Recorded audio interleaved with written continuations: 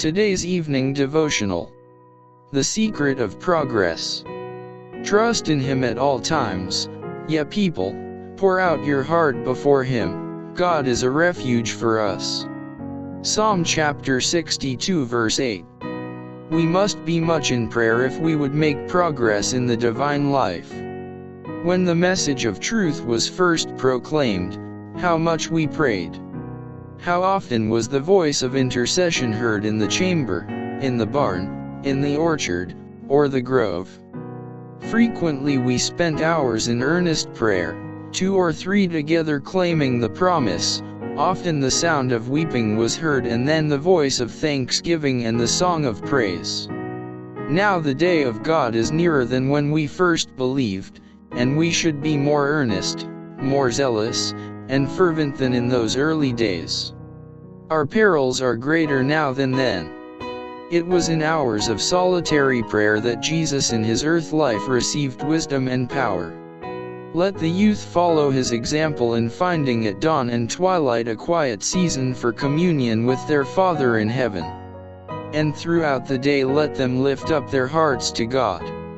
At every step of our way He says, I the Lord thy God will hold thy right hand, fear not, I will help thee. Isaiah chapter 41 verse 13. Could our children learn this lesson in the morning of their years, what freshness and power, what joy and sweetness, would be brought into their lives. Let your heart break for the longing it has for God, for the living God. The life of Christ has shown what humanity can do by being partaker of the divine nature. All that Christ received from God we too may have. Then ask and receive. With the persevering faith of Jacob, with the unyielding persistence of Elijah, claim for yourself all that God has promised. Let the glorious conceptions of God possess your mind. Let your life be knit by hidden links to the life of Jesus.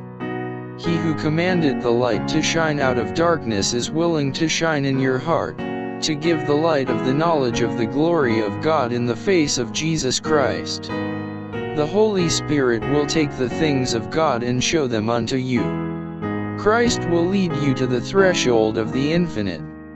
You may behold the glory beyond the veil, and reveal to men the sufficiency of Him who ever liveth to make intercession for us.